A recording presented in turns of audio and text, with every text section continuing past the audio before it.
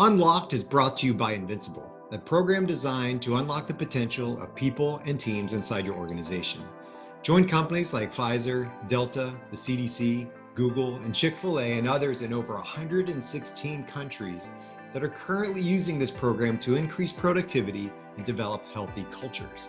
Access hundreds of hours of content that is accessible anytime, anywhere. And finally, use real-time data to understand the health of every team inside your organization, which teams are performing and which ones aren't. Then understand the why behind that performance. Get free access to Invincible for 30 days by visiting www.giant.tv/30days. Hi, everybody. Welcome to another episode of Unlocked, where we talk about unlocking the potential of people in order to unlock the potential of our organizations and ultimately humanity in general. So I am Skot Waldron. Today on the show, I have Heather Younger. She has a book coming out called The Art of Caring Leadership.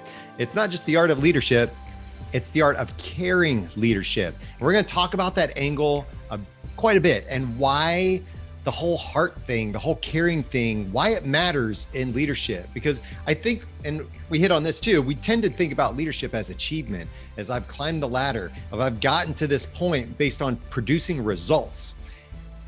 But the caring part, the people part, is a huge element that we cannot forget. Now, Heather has a huge background.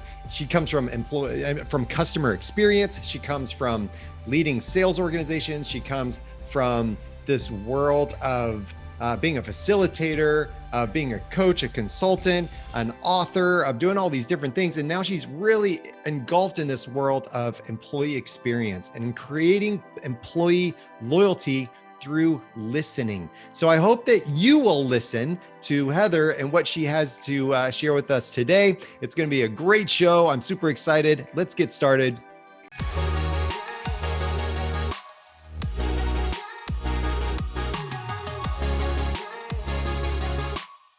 Okay, Heather, welcome to the show. So good to have you. You have some exciting news coming up. You have a book coming out.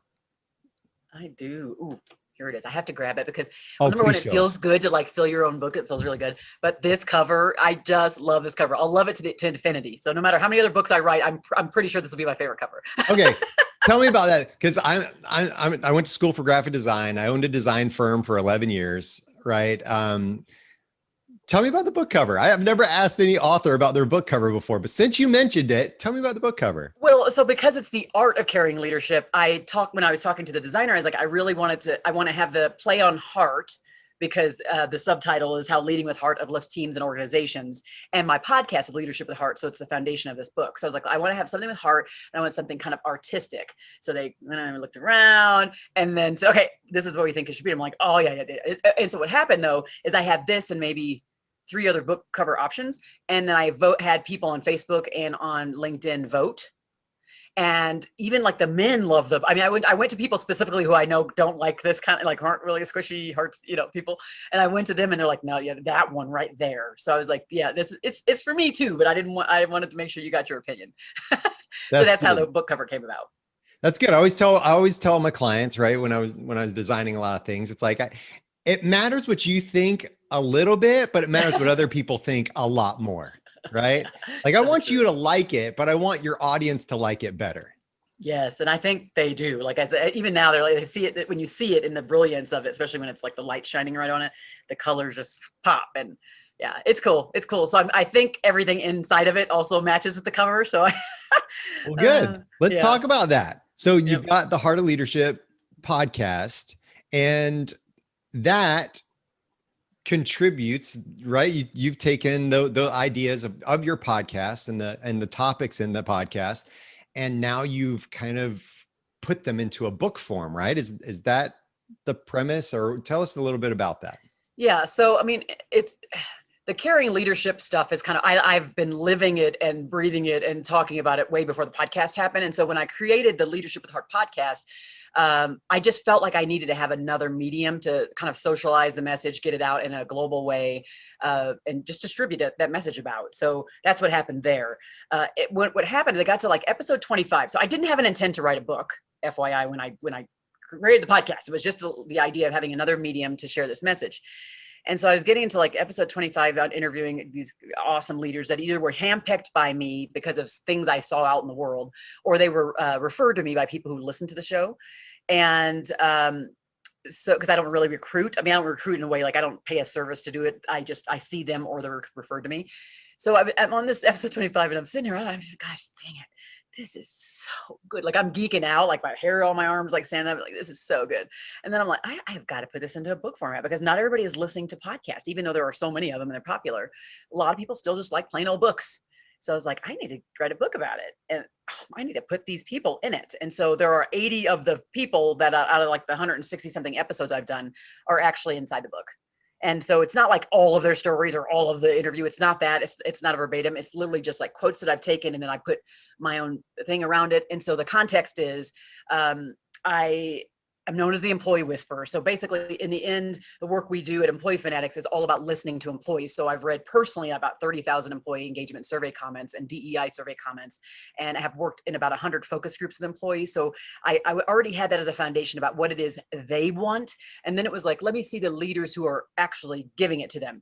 And maybe not 100% of the time, because it's not about perfection, but it was like, who's actually doing this? So I would gather the stories of like the things they did, but then at the same time, I would gather the stories of what they didn't do, what they failed to do.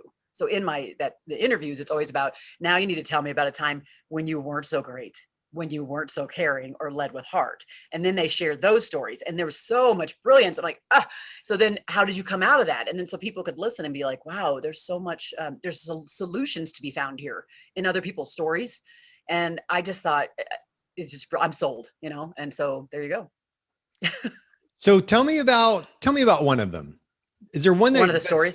One of the stories. Is there one that stands out that? Well, there's a lot that stand out, but there's one, like I can tell you one. One is Cynthia Grant.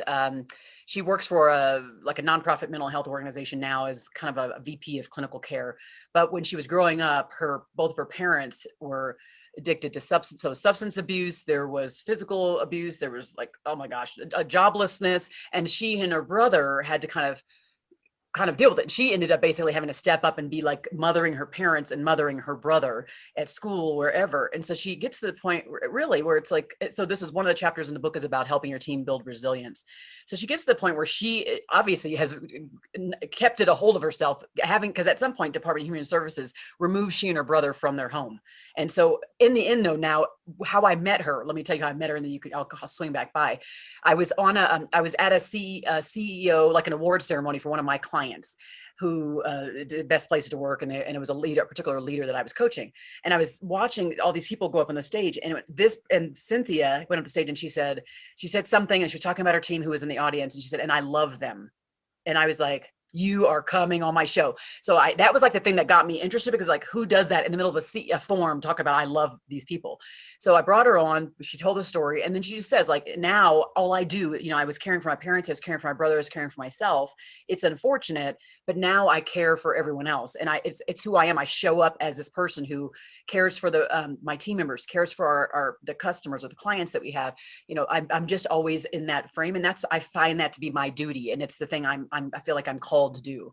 And I was like, and as she's telling this, I have a lot of adversity in my background. So a lot of the different stories and things that she's sharing, my mouth is dropping. That was probably the first time my jaw was like, after she's telling the story way more detailed than I am here. And then I'm like, do you realize like you and I have so much in common?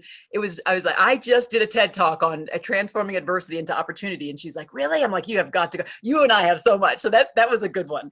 But it was this idea of just like taking all of this heartbreak and all of this stuff and turning into this leader who just expresses care so definitively. It's awesome. So tell me about why you take that angle. So that gives us a glimpse into the idea of caring and what leadership and the heart part of it. But some people think about leadership as a very tactical thing, right? It's do these things, there's this process, and use these tools, and you'll be a great leader. You're taking this very almost, right, this touchy feely heart part of it and pulling that in. Why is that so important for you? Well, I mean, personally, I experienced caring leadership early on, but I also experienced the opposite. So I know the difference. I can tell the difference. I had a lot of rejection. I was an outcast in my own family because of my background. My mom is white and Jewish. My dad is Black and Christian. And during that, my mom's family was not at all happy about that union and did not allow me to go to any family events. I just wasn't a public. I was very hidden. Let's just put it that way. And I had this one aunt who would show up in a different way. She chose to show up differently. She went to my law school graduation. When I was younger, we moved away. She sent me every year a big box of 8 gifts in it to unwrap for Hanukkah. She always made sure to try to keep me connected to the family, even though it was very obvious that I was not. And so early on, I could see what caring looked like in a leader, not necessarily in the workplace, but just in my life. And it's so funny because this is a recent story that boiled up for me as I was starting to think about, like, besides my mother who cared, obviously, my parents cared for me. It's not like I came from some house where they were beating me all the time or anything. But as I think about what was happening around me, and there was a lot of stuff besides even that, but I think, wow, like what were my earliest times? And I think about this aunt. I think about that aunt who did that for me over in those years. And then I was like, okay, so what did she do, and why did she do that? And so then it just started to boil up. It was like care. It's true care. And I think the other thing is I've been in so many workplaces where team members are so confused because they don't understand why their leaders aren't communicating with them. They don't understand why they aren't, showing appreciation, and they're hiding things, and they just don't like what's happening to them. And I don't like it. So they come to me as this person. I don't know what, they trust me. So they come to me, and then I'm just like, I don't, I'll try to see what I can do, but what can I do?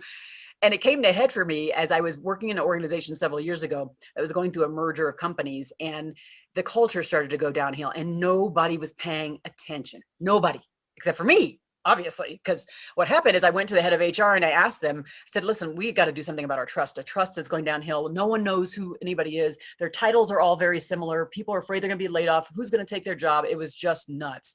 We got to do something about our engagement and our trust. And she said, you're right. You should go do something about that. And I was like, I don't even run HR. I was running customer experience at the time. But because I was so hyper aware and people were coming to me, somebody had to do something. And I was being drugged down too. I could sense that my spirits were going low, and you can see I'm kind of a upbeat, hyper kind of person to begin with. But I was just like, it was taking a lot out of me. And so I just decided to do it. And we created an engagement council, created with all these cross-functional people, and just started to break down walls by doing different events that would make them get to know each other and not have as much fear about people that were coming in. And then there was a layoff, and I was one of 200 people laid off. And I realized, though, like just during that time, I'm kind of shortening the story, of course, and all the tactical stuff, as you talked about around that. As I got to that point, it was an hour, but I had a lot of time to reflect, obviously, during that unemployment time. And I realized that I reached that time, and I was at that place, and I was requested to do that thing right at that moment, and that someone had to be the voice for the people to go back to the leaders who could do something about their experience. So that's where caring leadership really boils up from. It starts kind of early, and it just over the years and kind of impetus is that one thing that happened. That's really powerful. And I know that at times it's rather difficult for some leaders to draw that out. Like they have to be really intentional about that aspect of leadership, right? Because maybe some of them have gotten to where they are by not necessarily caring, but by producing and by just grinding and just being driven and getting to where they've gotten to by winning. Okay. But the caring part has to be there. So let's talk about that. Let's say I'm a leader. I've plowed through my life. I've gotten to where I've gotten to by climbing the corporate ladder, and I'm there now. And I've just performed, benchmark. What does the caring part do? If I've never really focused on the caring part, why should I care about it now? Well, I mean, I guess the thing I would ask is as you were going up that ladder, and you were doing the one rung at a time and grabbing the plaques and the awards and all those things, who was around you at that time? Were they still there at the end of that journey? So the idea here is more about loyalty and retention. and less about, here's what I don't think this is an and or either or situation. I think leaders have to produce. They're in charge of projects. They lead people. And why can't you do both at the same time? Why can't you be in charge of projects? Why can't you achieve and grow? Why at the same time uplifting other people? I can tell you this, I've done it. I'm doing it. It's possible. And what you get is people willing to go over and dang above for you. I mean, I am not, it's crazy. I'm seeing it as I'm doing this book, right? And I'm on this tour and I'm doing this stuff and I'm seeing my team and how they're showing up. And of course I show appreciation and things I talk about, I had to live it out or I'd be super hypocritical. And so I'm seeing how they are just standing themselves. They are just like, nope, I'm doing that. I'm doing that. And they're taking things underneath their own, they're being innovative, right? They're taking the ownership and things. It's my company, but they're owning all of these things. So I think that's the kind of stuff you get. So you have to work less hard when you have a team that's fully engaged with you. They are fully on board with you. You work less hard. So all that work you did to get to the top, I bet you work like 3 times harder than you had to. That's a good point. And I love your journey because it resembles mine a little bit, right? So I come from brand strategy, doing design and external communication work with customers and clients, right? So that's my background. And I was always about how do we create more customer loyalty? How do we create more loyalty so there is no other? So they want to keep buying from us over retention, right? Retaining those customers is really important. You come from your customer experience background, right? Of dealing with those customers and solving problems and resolving issues. Retention's all about it. It's all the retention. same thing you just talked about. Yep. And so relationships. Now, you and I have shifted over to the internal side. I call it internal brand development, right? So when we talk about creating loyalty within our organizations first, because that is ultimately going to lead to loyalty outside of our organizations, right? Now, you talk about employee loyalty quite a bit. You wrote a book, your first book, The 7 Intuitive Laws of Employee Loyalty. And how does employee loyalty play into this whole mix of what you're talking about now? Well, I mean, in the end, my North Star are employees. So like everything I do, whether I'm talking to leaders, doesn't really matter who I'm speaking with. It is my heart goes out to the people who are kind of the underdog. So I was that way with customers too. When you're not at the table, when you're kind of the underdog, which as you can see was my story, right? That's my kind of origin story.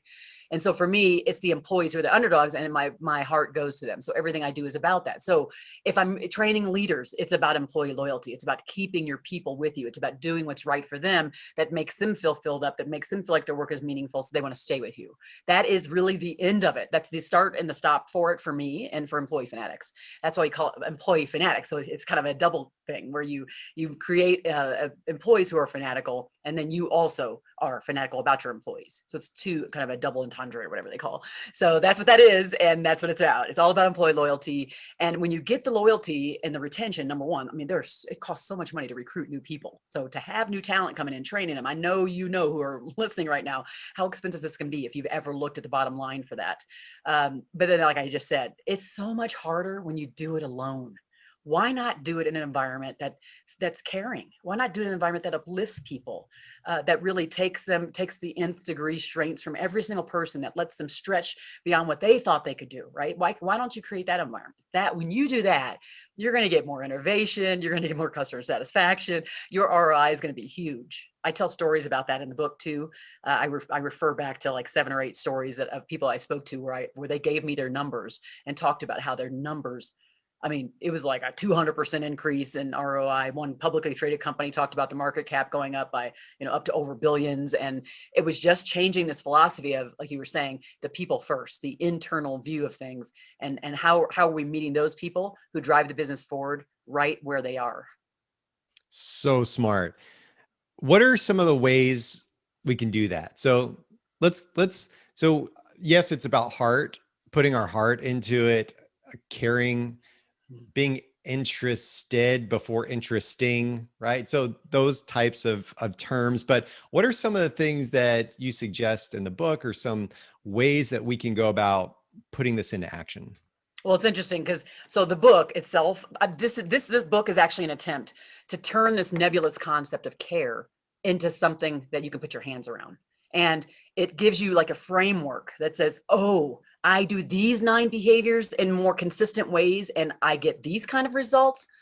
Wow. Okay. So one of them would be as kind of this podcast, your podcast, the idea of unleashing the greatness within people. And so that is like allowing them opportunities to shine, uncovering for yourself what your team members' strengths are by doing either assessments or asking them or asking other people or watching them from afar and finding out what their strengths are and putting them in their position to shine using those strengths. Don't put them somewhere else and don't just let them leave either.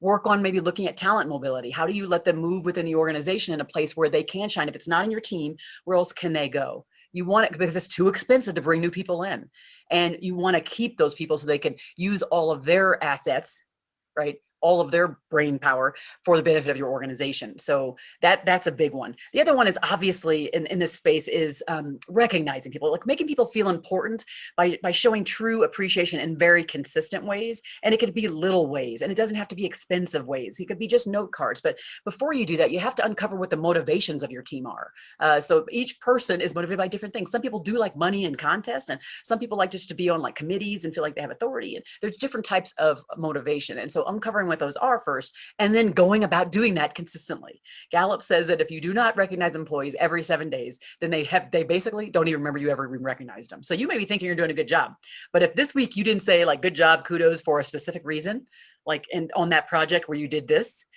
it's as if they don't even remember you did it at all. That's scary, but I think there's a way for us to set that up. In my first book, I talk about this idea of crowdsourcing recognition, where we set up different ways of recognition to happen for our team members. So it's from us, the manager, it's the customer, it's our coworkers, the executive leaders. So how do you layer in those types of recognition for your people, whether you're someone who has control over the entire structure, or what do you do inside your team to do that? If you don't have kind of like the C-suite role in your organization, how can you do that? And asking yourself, what are the ways we can do it? Can customers do it? How can we do that? What way can we, because it's about, you talk about intentionality, and it really is about being intentional as a leader and about owning your own sphere. And if you can own your sphere about like, here's my circle and I can control this little like team of 4. Okay, what are you going to do for that team of 4? Because if every leader owned that sphere of the team of 3 or 4 they had, the organizations around the world would be producing way more. Employees would be way less stressed, way less burnout, right? Way less mental health issues because of it. So yeah, those are some of the things. I can go on and on. As you tell, I'm just a little excited about it. Yeah. That's what I love. I love it. The energy is amazing. So thank you. I mean, basically your energy looks like the cover of your book. So, I love that. It's awesome. So good. So good. It mirrors really well. That's cool. So you're offering the audience, there's a cool free offer you have on your website. It's a free mini course for people if they want to go there, called Expanding Influence. Tell us a little bit about what that is and where they go to get that. So if you go to heatheryounger.com, there'll just be like a pop-up where you can sign up and get that mini course. And it also comes with a workbook. So you watch the course and you actually fill out some of your own questions, a digital workbook, PDF fillable. And so that helps you. So I created it, to be honest, during the pandemic when, like now, but in the early on days where people were feeling way out of control, just like having no control of what's happening. I feel like we may be loosening up a little bit more, but it was really about how do we expand our influence during times, kind of tumultuous times? How do we do that? And so I'm going through it. It's only a 10-minute course, but you just go through the little course. And then at the same time, you're writing down, answering questions for yourself. And hopefully at the end, you'll get to the point of thinking about what you currently influence and what it is you'll get to the point where you can influence if you do some of the things that I recommend in the course. Very cool. Okay. Well, thank you so much for that. That's really cool. And better yet, where can people get the book? I mean, it's not out right now as of today, but it's coming out. And yes, when you hear this, maybe it'll be out by that time, but where do we go to get it? So it'll be out on April 13th. You can go everywhere to get it. Obviously, Amazon is the easiest way to go. I would say it's called The Art of Caring Leadership. You can either go directly to Amazon and get it, or you can go to my website, theartofcaringleadership.com. And it actually has bundles, like free bundles, depending on how many more. If you want to buy like a book of a packet of 10 for your team, there's some free downloadables. There's some like bundles of things you get for free when you buy more bulk. So I would just recommend going there because there's some free downloads that you don't have to buy anything for. There's the first chapter of the book if you'd like to go there to just like read that first chapter. And then of course there's the bundles for ones who want to go from 10 to 50 and, more books for their team. Very cool. Yeah. I saw that, the free chapter on your website as well. So that's really cool. Good offer.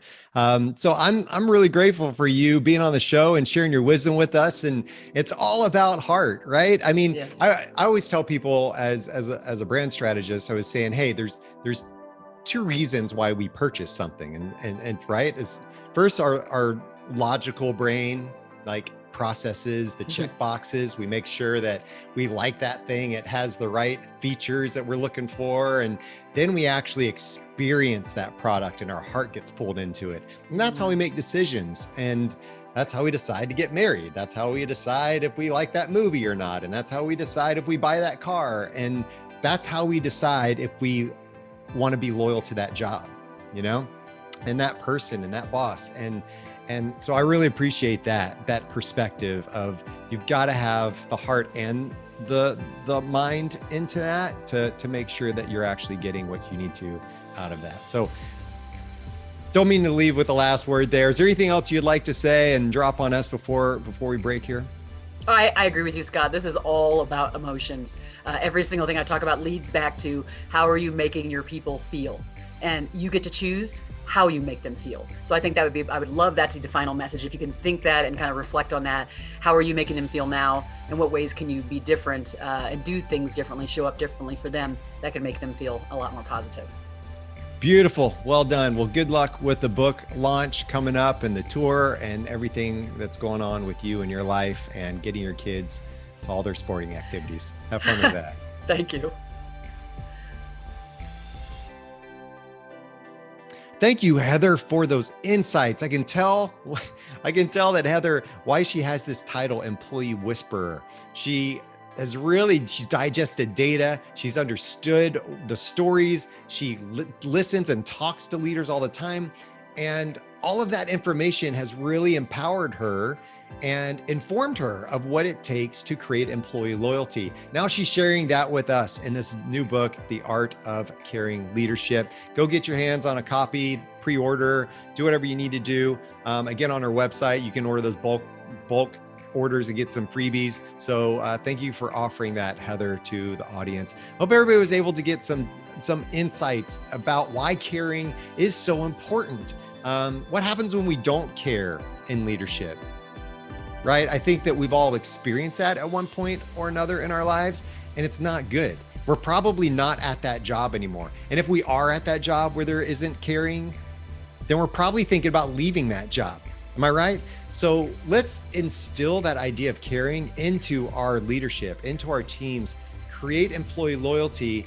It's going to help us generate more revenue and more cohesive cultures going forward. So I'm really grateful. Thank you, Heather, for everything. Good luck with the launch. If y'all want to find out more information about me, you can visit skotwaldron.com. I've got interviews on there. I've got a bunch of free resources for you on there as well. You can go to YouTube and search for me there on my YouTube channel. You can like, subscribe, share, comment, do all those things. I really appreciate it. Thank you for listening. I will see you next time on another episode of Unlocked.